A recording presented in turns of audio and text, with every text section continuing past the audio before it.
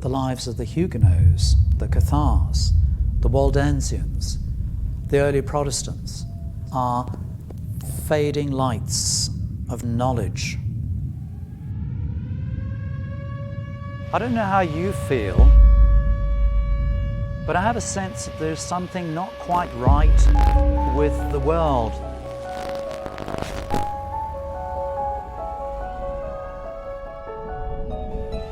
Separation.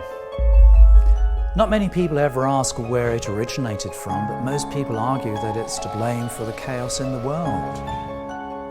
Many teach that globalizing political, economic, and especially religious standards will bring peace. But is this unification realistic? And if it is it really a guarantee that it will bring peace?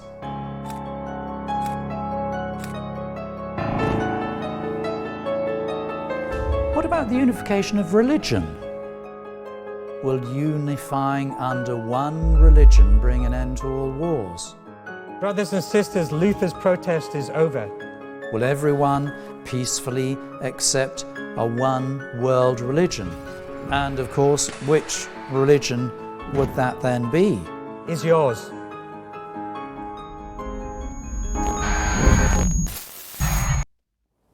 There seem to be some clouds on the horizon.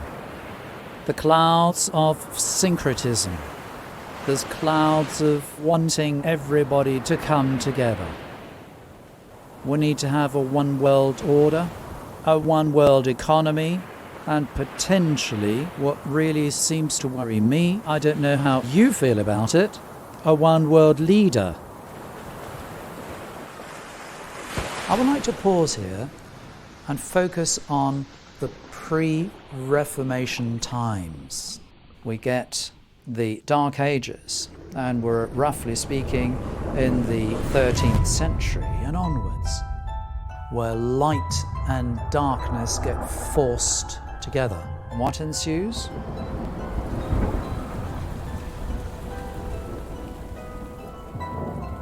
Well, an inquisition, an extermination of those particular peoples, the Cathars, the Waldensians, and later on the Huguenots.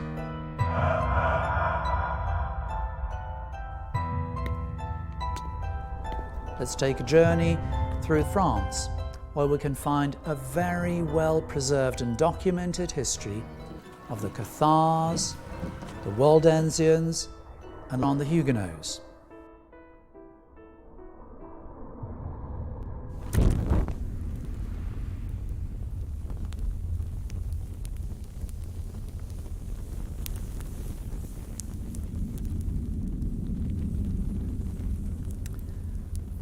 We're in the year 476 AD. The Roman Empire has fallen and the Bishop of Rome has stepped in and taken the emperor's place and titles.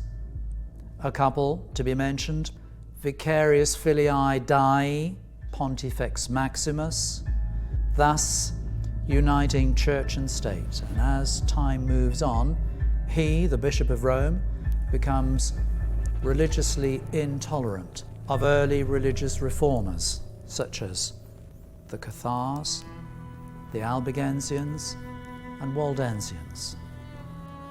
They had alternative biblical-based ideas. They did not accept the authority of the Bishop of Rome and spread their views throughout the whole part of southern France, causing the Roman Church to lose considerable income. Gregory IX reacted with an exceptionally violent persecution called the Inquisition, starting in 1234. Through this act of religious intolerance, the concept of imposed religious uniformity was continued, which had started under Emperor Nero as far back as 64 AD.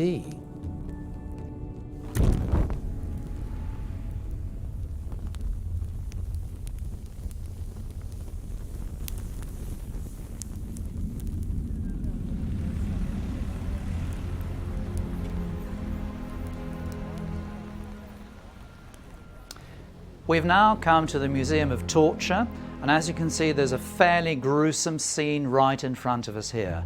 A lady is being executed on the wheel. Why? Simply because she happened to be a Cathar, which was the religion of most of the people in this particular area. These proto-reformers, as I would dare to call them, suffered the same fate that the reformed people did in the 16th century, simply because they did not want to recognize the primacy, the authority of the Pope of Rome, nor the influence of his priesthood upon their own individual lives, but they preferred to live according to a simple way of looking at Scripture that was transmitted to them from the apostles themselves. We've now arrived in the southern part of France in a town called Béziers.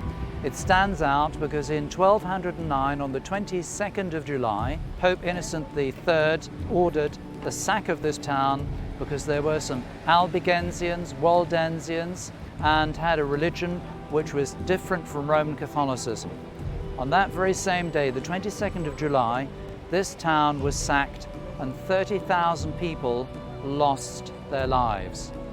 The town then was put on fire. Nothing was left over. Men, women and children perished.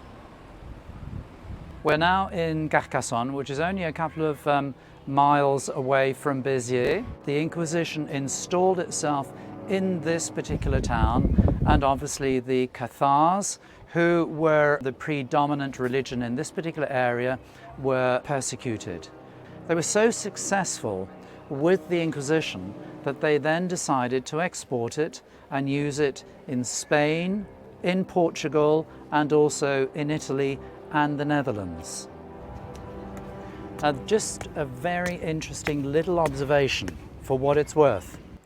Right here in the center of the Cathar faith, Catholicism installs one of its own cathedrals, and that seems to be a feature of the Counter-Reformation. In Albi, where the Cathars really started, that is where the Roman Catholic Church once again installed an exceptionally large Roman Catholic cathedral in order to impress the local population. This persecution did not stop until every last Cathar and Albigensian was totally exterminated.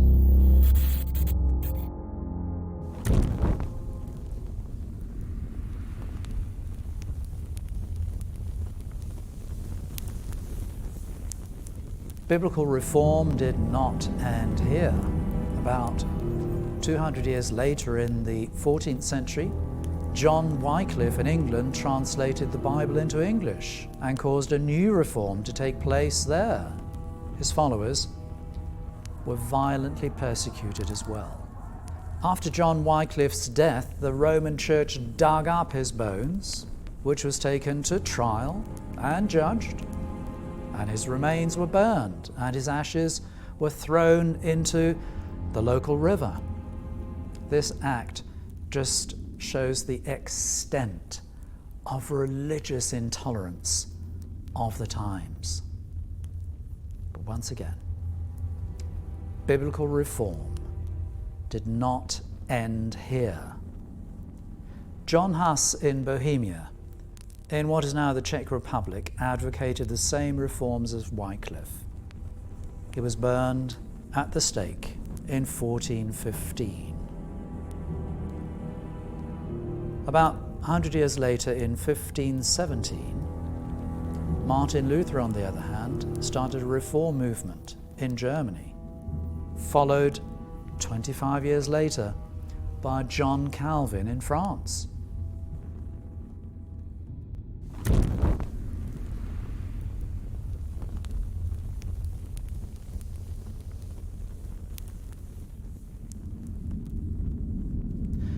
John Calvin eliminates all non-biblical Catholic elements from their faith, and we can see this also from the architecture of their meeting places.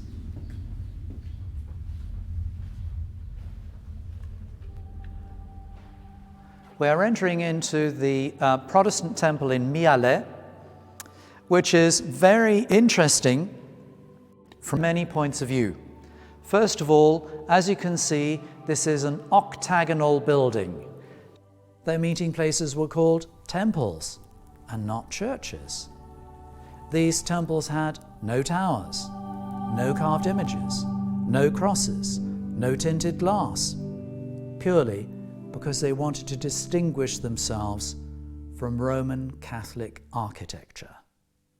When we come down to the pulpit, as you can see, this pulpit stands central in the church because all the seats are arranged in semicircles around the central point, which is the preaching of the gospel. Whereas in Catholic architecture, on the other hand, the pulpit is placed to the side of the church and the altar is in the middle, signifying that that is the central focus of the service there. The type of preaching that took place here is a preaching which is called expository preaching, so only passages of Scripture were expounded upon. The table in front of the pulpit here is where communion takes place. Communion in Huguenot churches only took place and still only takes place 4 times a year. However, in order to attend communion, people would receive the visit of one of the elders who would come and check you out and see whether your spiritual life really was up to standard or not. If he felt that yes, your spiritual life was okay, he would hand over some kind of a token which the recipient then could take to church, and in church, as he came to the communion table, he would put that token on the table and receive communion. An open Bible means that people were very interested in reading, of course, and therefore the first thing that Huguenots were interested in is making sure that their children could read and write. They had their own primary school system, they had their own secondary school system, and they also had their own academies where their ministers could be formed in order to become ministers in their churches. Through this 16th century type Huguenot temple, we can learn a lot about their culture. It tells us about their religion, drawn from strict biblical principles, wishing to be completely separated from Roman Catholicism. Voilà, et qui a servi pendant tout le XVIIe siècle aux réformés rochelais, aux Huguenots rochelais. This was a Bible that was printed in La Rochelle and used by the Huguenots right here. So from the 17th century and onwards. And it was particularly interesting because it was in small print and a small format, because previously Bibles were very, very large.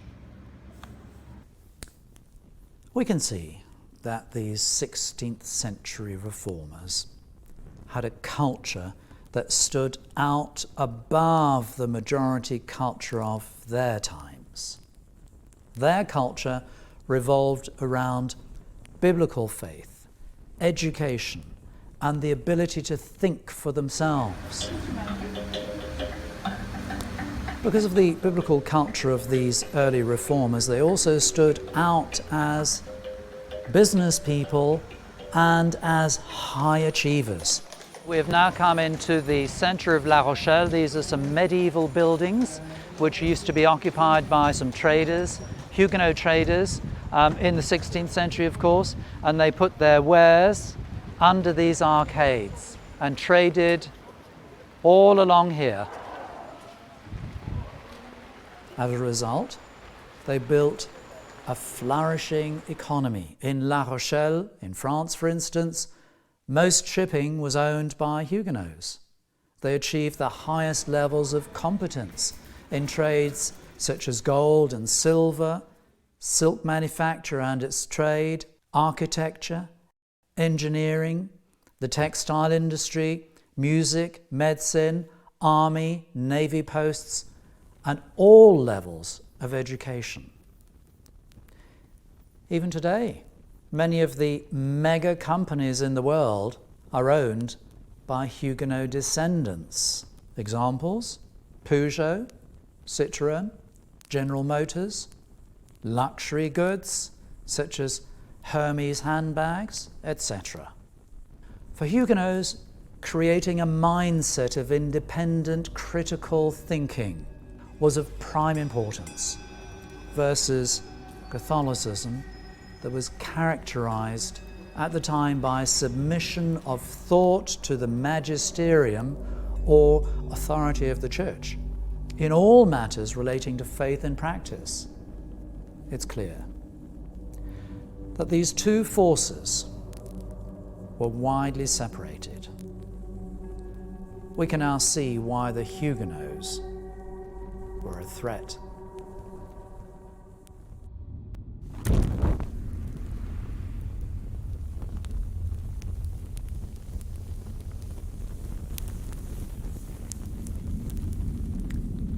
Apart from using torture as a tool to break these reformers, they also tried to take away from them that which was most important, preventing them from being educated, practicing their professions, running their businesses, and most importantly, practicing their religion. This forced the Huguenots to take their religion and culture underground.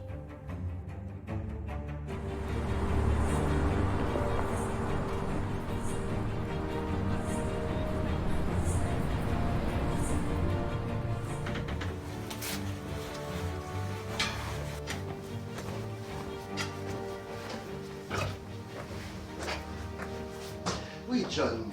Alors, nous sommes dans une cave rochelaise, donc dans le vieux La Rochelle. We've just had an absolutely charming guided tour by the La Rochelle historical specialist who explained everything in this cellar.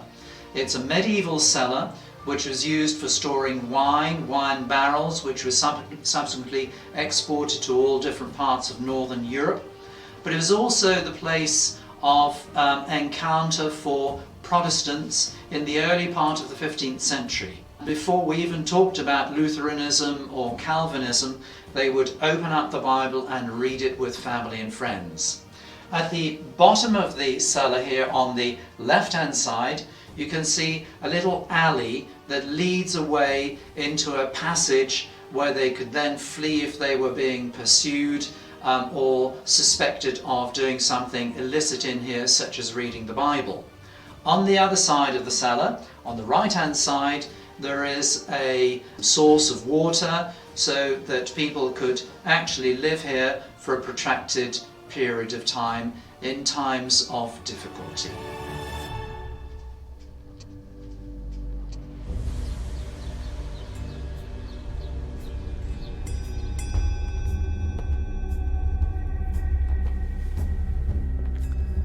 We've now come to a very important cave here, which is of historical importance.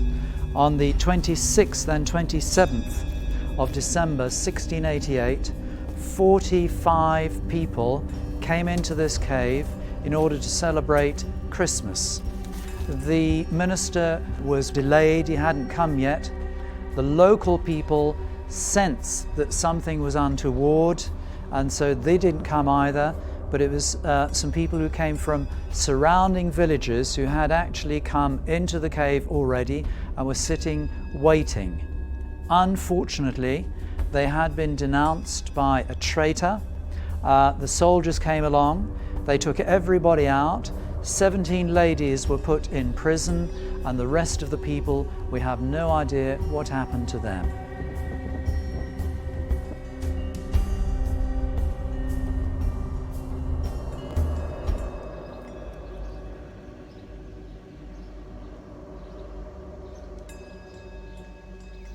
We're standing in front of a very, very important artifact here. This is a mobile pulpit. This was used during the time of what is called here in France the time of the desert, when Protestants were thrown out of their churches. They were not allowed to practice their faith, not even in any houses, and so they had to go out and resort into having mobile services. This one is, for instance, this is a fake barrel, cereal barrel. You can see the signs of it being a fake cereal barrel. This was mounted on a horse and cart. Once out in a safe place, out in the open, the barrel would be dismantled and be turned into a pulpit such as this. The minister then would mount up into this pulpit, deliver his sermon to crowds which were up to 7,000 people. Obviously, he would have all his warning spies out to see if any of the soldiers were coming. If he were to be apprehended, the minister would certainly either end his days on the rack, or if he was lucky, he'd be sent onto the rowing ships, rowing until he died. An amount of people that have come out to listen to a sermon preached out in the open. In the middle you can see some ladies who are listening very intently to what the minister is saying. On the periphery you can see that the men are gathered. However, it's not all sane men. We see two people there who are noblemen, and on the left-hand side we see a shepherd dressed in that white coat. On the other hand, we see one lady who is not looking at the minister, but looks out at us, and you can see an expression of sheer fright on her face, because she knows that if any soldiers catch her, she will lose her baby. We're now standing in front of the most gruesome instrument of torture upon which ministers of the gospel ended their lives. Someone with an iron rod would hit the person and break their bones. They would break their ribs so that the person unfortunately could not breathe any longer, and that would prolong their death. The rack was turned so that all different parts of the body could be hit except for the head or the heart, because that would end their life suddenly. This is right in front of a whole series of names of people who ended their lives in this particular way. A couple of these names are ladies as well. At the moment we're standing in front of a typical scene of the southern part of France in the Cevennes, where a family father is reading from the Bible towards his gathered family all around him. However, there is a big however, and that is those two ladies who have their backs turned towards him because they are fearfully looking out of the window to make sure that no one is going to be finding them out.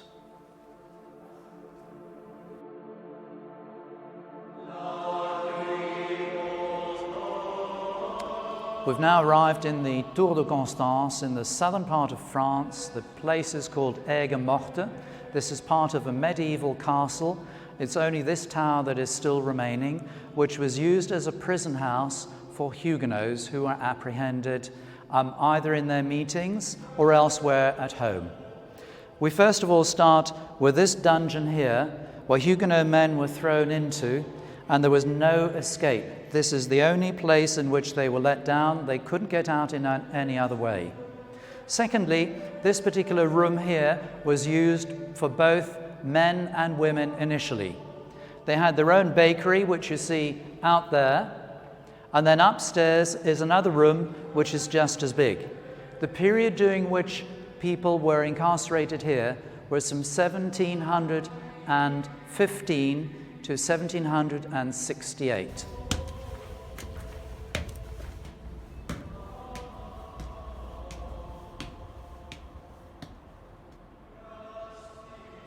We're now on level 2, where the women were kept prisoners.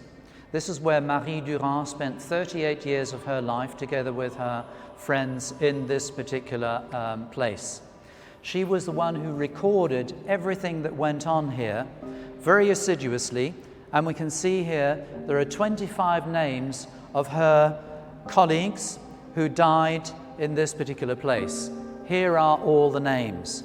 These ladies really suffered here because during the winter months it became rather cold. They couldn't bar the slits in the 8-meter thick walls because that was impossible. There was no other light that could come in here. Secondly, during the summer months, they suffered very heavily from mosquito infestation. There is absolutely no way of escape. It's absolutely illusory to even think to get out of this prison. There's a double frame of iron here. The only thing you have is a view from the surrounding countryside. In order to maintain themselves, they had to sell, some of them who had properties had to sell their properties or personal belongings. They also worked in here for the prison people, made clothes, and those clothes were also sold. There's one thing that kept these people alive and kept these people going, and that was particularly their faith. Marie Durand was one of who was instrumental in that. What she suggested to her friends is always to remain faithful to their own faith. And she inscribed in this particular rock right here what was important. She inscribed here, resist. Resist giving up. Resist giving in. Keep faithful. Trust and pray. And that is why she was able to maintain herself 38 years in here. What will it be like living in a globalized world? Through the history, we learn that the word unite in the process of globalization is really falsely used. It's not unification, but an elimination process of the opposition, the minority of people that stand for biblical truth.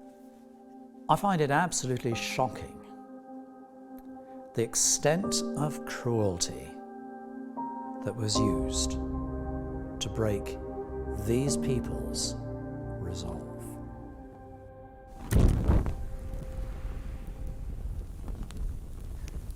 Separation.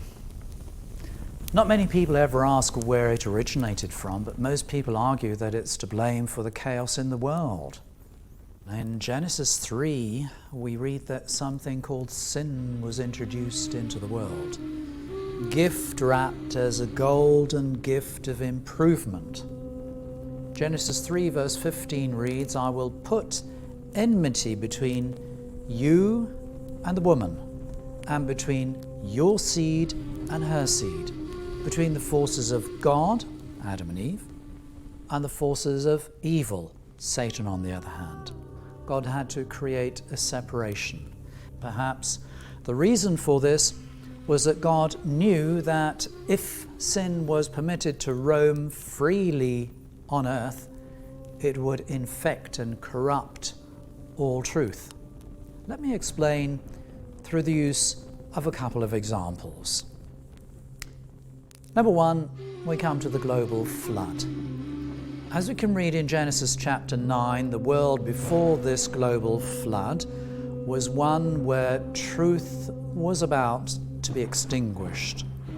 God had to intervene in order to prevent the swallowing up of the last remnants of truth. He saved the last 8 remaining faithful people on earth.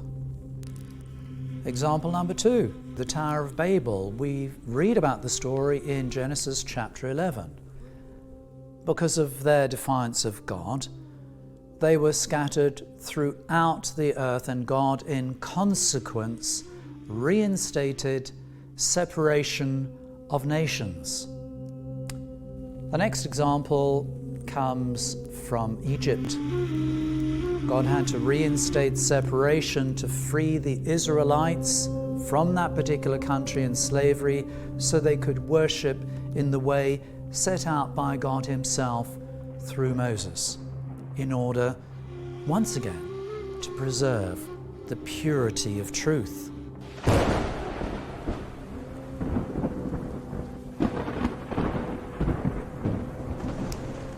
We've now seen a few examples as to what it means when God said, "I will put enmity between you and the woman, and between your seed and her seed." Genesis 3 verse 15. We can see very clearly that this particular mindset of separation is actually instated by God. Why?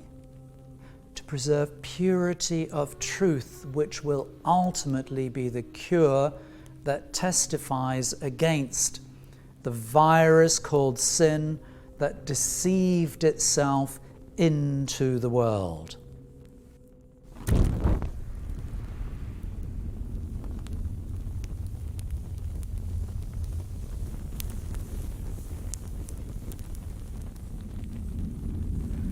Globalization is portrayed as a golden rainbow for the whole of humanity, but the lives of the Huguenots, the Cathars, the Waldensians, the early Protestants, and all the martyrs from the Dark Ages are fading lights of truth, wisdom, and knowledge, warning us of the storm clouds approaching on the horizon.